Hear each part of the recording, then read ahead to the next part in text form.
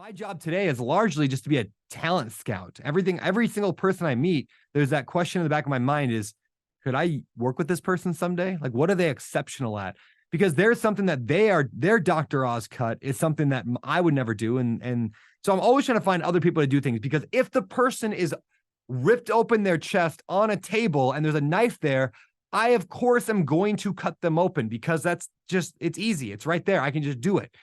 And so the more that I can do that, the better. So that's the first thing I'll speak to is I'm very intentional about hiring people to do as much as humanly possible so that I can do the $1,000 or $10,000. I want to make the most of our speaker today because I know he's on limited time, and want to bring up, I think you guys all know who this is, Brandon Turner. Let's go ahead and pin him to the screen as well. Guys, give Brandon some love. I was thinking about you, Brandon, today. I think about you either in the bed or in the shower, for whatever that's worth. But this is where a lot of my thoughts are happening. And so as I was showering today, I was thinking about why you're such a lovable character, and you have like this, like Mr. Rogers-esque type vibe to you, right? Where like even if no one's ever met you, like they feel like they know you. Can anyone relate to that? Like a lot of you guys have probably never met Brandon, but you feel like you know Brandon. And that's so much of who he is. And I've had the absolute privilege of getting to know you a little bit over the past year and spending some quality time with you in a couple different places. And I've just really, really enjoyed it. And the thing that I've noticed about you, Brandon, and I want to share, because I think this is going to kind of open up our time today, is that you live with such intentionality and you do it with such ease. Like it feels like I've watched you over the last year, when you transition from Bigger Pockets and kind of really became kind of the open face of Open Door, and raising the funds there and kind of building that. You live in Hawaii and yet you're building this multi-billion-dollar portfolio. And then we started talking about this idea of the Better Life Tribe and what you wanted to do with that, and you launched that and how well that's going. And now you're kind of getting in this philanthropic stage of your life where you're raising money now for the Maui fires. We're going to talk about that today, guys. And so, what I've loved is like you know what you want and you move towards it, and it feels like you move towards it with ease. And it's something that like I envy in a good way. Like I admire and I respect it, and yet I want to be more like you in that regard. And so I'm really, really grateful to have you on here, man, to talk to our community today. Guys, I've asked Brandon to talk about this idea of intentionality, and I have a few questions for him. But I'm not going to steal the stage. I want you also to maybe have some questions for Brandon. So Brandon, I'll ask you to kind of go for about half an hour today. In light of this, we'll kind of go back and forth. And I love, man, if you have some time to open it up for our community, just to ask you some questions directly, if you'd be open to that. I love it, man. How much time do I got today? Well, it depends on how long you got, but probably until the top of the hour. Okay. All right. That's perfect. Just want to make sure it wasn't like, hey, you got 15 minutes, go. And I'm like, oh no. Hey, everybody, can you all hear and see me okay? Everything's working technology-wise, I think. Doing great. All right, man. Thank you. That was the kindest introduction I think anybody's ever given me. So thank you. You lie very well. I'm all right. So the reason I say this, and I want to start by saying this, I am very much one of the worst willpower people that I know. Like when I say I'm going to do something, I just usually won't. I would rather stay in bed scrolling TikTok all day long if I had my choice. I'm incredibly lazy. I'm incredibly not good at a lot of things. I have a list of 10 things to do. I might get done with one of them. So knowing all of that, I've had to figure out ways to hack my lack of willpower, so to speak. I have to figure out ways to overcome all those limiting problems in my life, all those weaknesses that I have, and saying, hey, how do I get things done anyway? And so what I'm going to talk about a little bit today is a number of those things that I've kind of put in place to make sure that forward progress is not dependent on me. It's dependent on, it happens automatically. That's kind of what I want to talk about. And this, I would say nothing I've ever come up with is original. Everything I just steal from other people, because I read a ridiculous number of books, probably about, 50 to 100 books a year, a lot of personal development, a lot of real estate, a lot of business. And I just kind of like smash them all together and then try to make new frameworks based on that. So I'll talk a little bit about that. A lot of what I'm about to talk about comes from books like The 12-Week Year, which is a phenomenal book. The One Thing, Gary Keller, Jay Papasan. Traction from Gino Wickman, which talks about the EOS principle. I mean, even things like the Miracle Morning are combined in there. Things like the Power of Moments, Chip and Dan Heath are kind of combined in a lot of this stuff. But Eat That Frog, Brian Tracy. So a lot of different things amalgamated. Is that a word? I'm going to make it up. Amalgamated together into kind of a system that helps me get a lot done. Give a little background, like Ellis kind of told you a bit about me. I've got the Better Life Tribe, which is a 100% nonprofit. Well, it's becoming a 501c3, which is not technically yet because the paperwork takes forever, but 100% of all profits go to charity.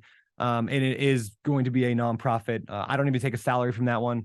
So I got that thing. I got Open Door Capital. We have 750, maybe 800 million at this point in assets under management. I've raised about $350 million from accredited investors over the past 4 years. I'm launching a mortgage company called Better Life Real Estate Funding. I got a group called the 50. It's kind of like the inner circle that I have. And then I've got, there's another one or two in there. So how do I do this? How do I add all those things? I'll tell you, and not work 1,000 hours a week.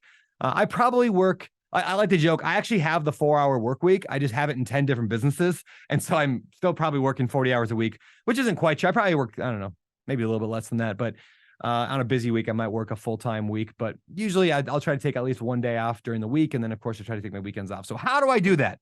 Long introduction. Let me try to explain a little bit. First of all, I am a big believer in not trying to fix my weaknesses. I'm not going to suddenly become good at managing people. I'm not going to suddenly become good at having a list of 10 things and then knocking out all 10 things. I've tried for 20 years to be good at that stuff, and I'm not there. And so instead I find ways to hack it. So first thing that I love to do is I love to just outsource every single thing in my life that I possibly can. There's a great story of Dr. Oz. Dr. Oz, the famous, guy, he ran for Congress, but he's a heart surgeon, and he's, at the height of his career, he was like, doing a magazine. I think he had 2 magazines. He was on Oprah. He had his own TV show, maybe 2 TV shows. He was doing hundreds of interviews a year on like CNN. He was everywhere. And during that time, he was still doing 300 open heart surgeries every single year. And that's ridiculous, right? How could he possibly be doing that? Well, the fact is, he didn't meet the patient in the parking lot and help them park their car. He didn't meet the patient down in the waiting room and walk them through their options. He didn't take them, didn't do the billing. He didn't even cut them open. He didn't even sew them up. All Dr. Oz would do is he would walk in the room and he would do the cut that he was the best in the world to do. And because the person's lying there on a table with their heart ripped open and there's a knife sitting right next to it, he would pick up the knife and then do his job.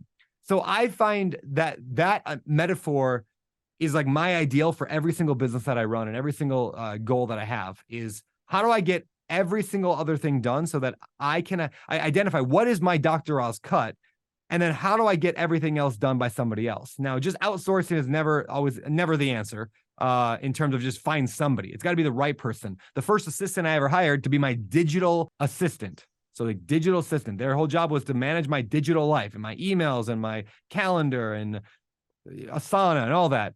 And the first day I set them up with a computer and I said, okay, so go to your desktop and click on whatever. And the woman said, what's a desktop? And I was like, oh no. And I was like, it's like where all the icons sit on your screen. And she said, well, what's an icon? And I was like, oh no. And I was like, have you ever used a computer before? And she's like, no. And I somehow hired somebody who had never used a computer to be my digital assistant. So this has I've come a long way since then. I'm a little better at hiring than maybe I was. So it's not just about outsourcing, it's outsourcing the people who are phenomenal at it because that's what they were built to do. Like that's what their God-given talent, skill, experience can do. And so my job today is largely just to be a talent scout. Every single person I meet, there's that question in the back of my mind is, could I work with this person someday? Like, what are they exceptional at? Because there's something that their Dr. Oz cut is something that I would never do. And so I'm always trying to find other people to do things, because if the person is ripped open their chest on a table and there's a knife there, I, of course, am going to cut them open because it's easy. It's right there. I can just do it. And so the more that I can do that, the better. So that's the first thing I'll speak to is I'm very intentional about hiring people to do as much as humanly possible so that I can do the $1,000 or $10,000 hour task. Now let's talk tactically. What does that actually look like? when it comes to things like real estate investing, right? Like I don't necessarily underwrite every deal from the beginning. I can come in when the deal has been underwritten and a guy has spent 20 hours on one deal. I can come in and now look at his stuff. And now he is 10 times better than at underwriting than I could ever hope to be. He spends so much time doing it. Now I can go through and I'm not going to go and be like, you only put $800 for paint. I think it's more like $9. Like, why would I know that? Of course, I'm not the expert at that. Instead, I'm looking for bigger picture things around the underwriting. Do we like this area? Do I like this deal itself? Do I like the way that the loan is set up? Do we think that's accurate? And I can ask questions. That's my Dr. Oz cut. And that only takes a few minutes. It doesn't take 25 hours for me to analyze a deal. It takes me 5 minutes because I've had somebody else do it for 25 hours. And now I can just oversee the process. Dan Martell in his book, Buy Back Your Time, which is phenomenal, he calls it the 10-80-10 rule. And I really like this concept. It says, I'm going to do the first 10%. Somebody else is going to do the next 80, and I'm going to do the final 10. And I use that concept a lot, even before I even heard what it was called. I like to start things. I like to let somebody else take 90 or 80% of it, and then I'll come up and wrap it up and put a bow on top of it. And that works really well. So first thing, I'm very cognizant that everything I do has a dollar per hour attached to it. I want to do only things that are very high dollar.